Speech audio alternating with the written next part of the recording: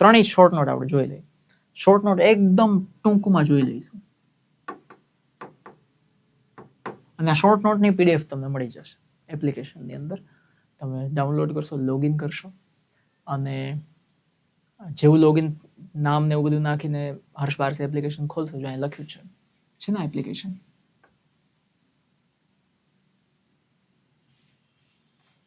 અહીં એક ભાઈ પૂછે છે કેટલા MB ની છે. ભાઈ તમે ડાઉનલોડ ના કરો, બરાબર, રહેવા દો. પછી તમે એમ પૂછશો ને કેટલા MB ની છે, હું કહીશ આટલા MB ની છે, તો તમે એમ કહેશો કેટલા જણા ડાઉનલોડ કરી, એટલે કહીશ આટલા જણા ડાઉનલોડ કરી. કેટલા જણા ભણે છે, ઇન્ટરવ્યુ નથી ચાલતું ને ભાઈ. આ શોર્ટ નોટની પીડીએફ ફ્રી હશે, એનો કોઈ ચાર્જ નથી, બરાબર છે. શોર્ટ નોટ સમજી લો, ટ્રેક્સ ઓફ તાજનગરની શોર્ટ નોટ છે. આના ઉપરથી આ બધા ટ્રુ ફોલ્સ થઈ શકે. હમણાં કોઈ હતું ને કે ભાઈ ટ્રુ ફોલ્સ ભણવા છે, આ બધા ટ્રુ ફોલ્સ છે અને બધા ટ્રુ છે. આમાં ફેરફાર કરો એટલે ફોલ્સ થઈ જાય. Tajnagar is a village near Gurgaon. How easy, સરળ કરી દીધી છે શોર્ટ નોટ, બરાબર. Tajnagar is a village near ગુડગાંવની બાજુમાં ગામ છે વિથ અરાઉન્ડ 3000 પીપલ. કેટલા લોકો રહે છે એમાં? 3000. પેલી શોર્ટ નોટ. ફોર 25 years, 25 વર્ષથી villagers kept asking for a railway station. 25 વર્ષથી એ લોકો કહે છે કે અમને રેલવે સ્ટેશન બનાવી દો, રેલવે સ્ટેશન બનાવી દો. રેલવે said, રેલવે કહી દીધું, they had no funds, અમારી પાસે કોઈ પૈસા નથી to build it, એને બનાવવા માટે કોઈ પૈસા જ નથી મારી પાસે.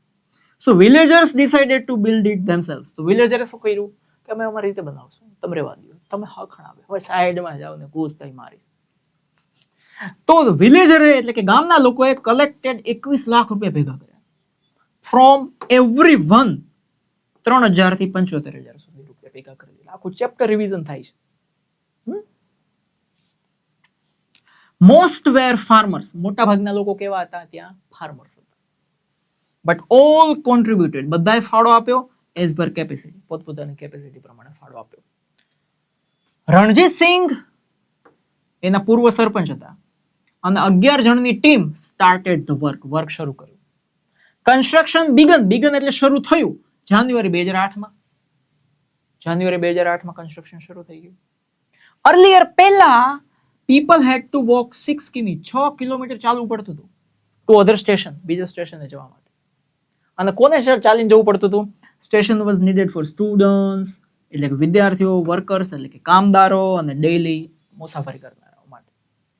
અને ફાઇનલી 7 જાન્યુઆરી 2010 સ્ટેશન ઓપન થઈ ગયું. મેડ 100% બાય વિલેજર્સ, ગામના લોકોએ જ આખું સ્ટેશન બંધ 100%. અને છેલ્લો પોઈન્ટ ખાસ લખવો જરૂરી, it became India's first station, ઇન્ડિયાનું પહેલું સ્ટેશન બની ગયું where railway spent 0 rupees, જ્યાં રેલવે 1 રૂપિયાનો ખર્ચ ના કર્યો, 0 રૂપિયા ખર્ચ કર્યો, બરાબર. પહેલી શોર્ટ નોટ. બીજી short note સીતાપુરની light. Rural Uttar Pradesh, ગામડાનો ઉત્તર પ્રદેશનો વિસ્તાર. ઓવર 60% હોમ્સ એટલે કે 60% ઘર એવા હતા હેવ નો ઇલેક્ટ્રિસિટી, જ્યાં લાઇટ જ નહોતી, no light. Sitapur district is one such area. Sitapur district એવો એરિયા વિથ 0 પાવર. સીતાપુરમાં લાઇટ જ નહીં.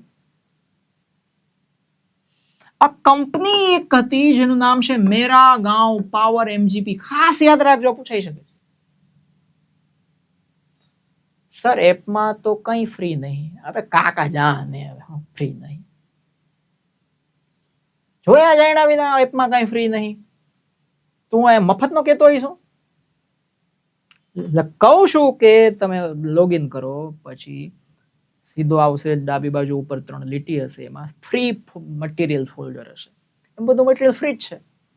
તમે સીધા કોર્સમાં ઘૂસો, એવું જ છે ને, કઈ નથી. કેવું હાવ હેલું છે. મેરા ગાંવ પાવર ઇઝ ચેન્જિંગ ધેટ, એ બધું બદલાવે છે. શું કરે છે? MGP ઇન્સ્ટોલ્સ 2 સોલાર પેનલ લગાવે છે at a time in village. 2 solar panel ગામમાં, ઘર ઉપર 2 સોલાર પેનલ.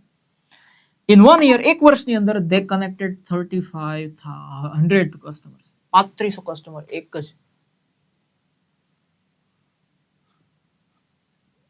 એક જ વર્ષમાં 3500 કસ્ટમરને ભેગા કરે છે two solar માઇક્રોગ્રાડ્સ.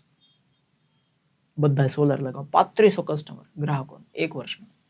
Inch home gates, દરેક ઘરમાં 2 LED લાઇટ મૂકે છે અને એક મોબાઈલ ચાર્જિંગ મૂકે છે. આ બધા ટ્રુ છે. આ જ રીતે ટ્રુ ફોલ્સ પૂછાશે. કોસ્ટ કેટલી? તો કે 25 રૂપિયા પર વીક.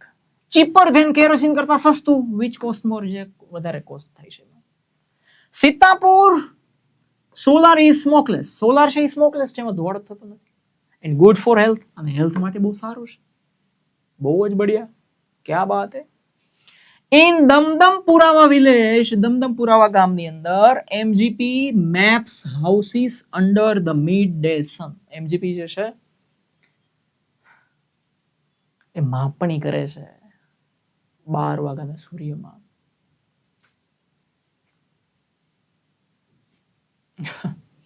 બરાબર. Wires are placed carefully. વાયરને બહુ ધ્યાનપૂર્વક રાખવામાં આવે છે ટુ કનેક્ટ ઈચ હોમ, એક ઘરને કનેક્ટ કરવા. એમાં એક ઇલેક્ટ્રિશિયન છે, એનું નામ છે Ejaz. Local install panels facing south, દક્ષિણ દિશામાં પેનલ રાખે છે, જેથી કરીને વધારે સૂર્યપ્રકાશને ખેંચી શકાય.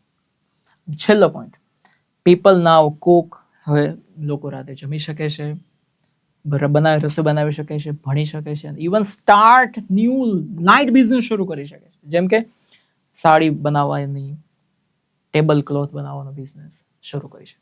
આ આખો સીતાપુરનો લાઇટનો રિવિઝન કરી દીધું આપણે. અને હવે છેલ્લું રિવિઝન અને છેલ્લી શોર્ટ નોટ આ ચેપ્ટરમાંથી એ છે પલક્કડ પબ્લિક લાઇબ્રેરી.